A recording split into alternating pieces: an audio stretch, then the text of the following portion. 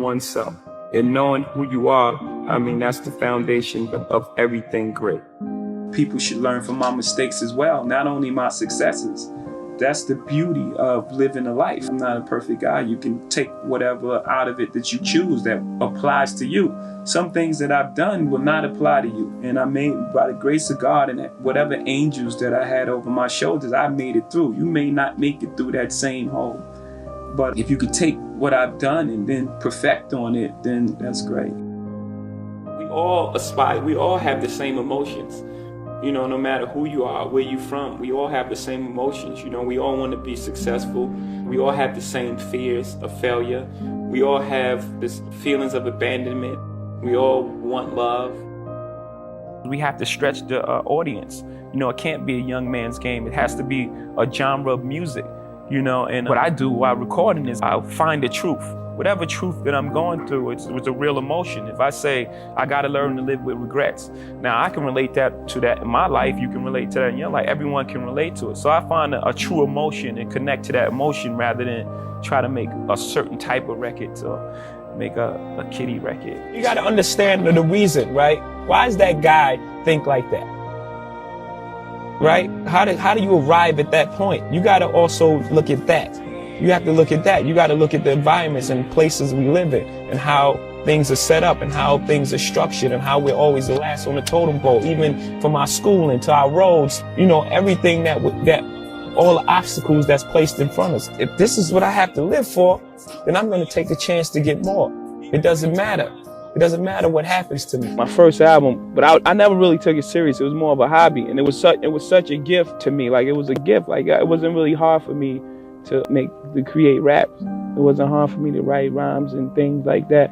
This is when I used to write, like in my earlier days, I used to write every day, every single day, in the kitchen, banging on the table. My mom's like, please, get us a break back here.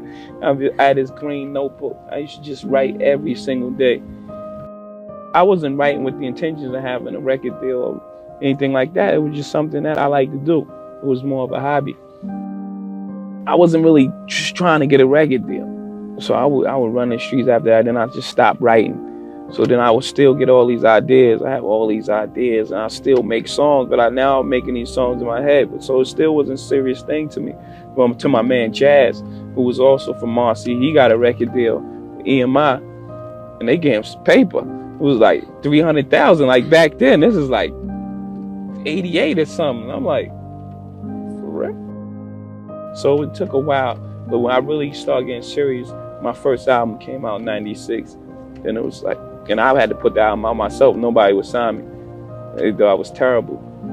Every single record, I went to every single record label. They was like, this guy's terrible. He's nothing. I mean, like, it went from singles. Like, I would press up singles, put in the car. I had to go to the record company. Go to the record stores myself. And here, take this. Come back, get $100, $200. Give them some more records. It really started like that. But it made me appreciate it so much more. No one gave me anything. They didn't give me a record deal. They didn't give me anything. Like, I really just took my time and grew it step by step by step by step. And that goes from not listening to other people again. Because I could have easily been like, wow, maybe I'm right. And maybe what I'm talking about ain't right. You know what I'm saying? They say no one wants to sign me. Maybe what I'm saying ain't right. I could have easily took that. That was easy. That would have stopped the suffering. But I didn't. I wanted everything to be in a real simple and honest place.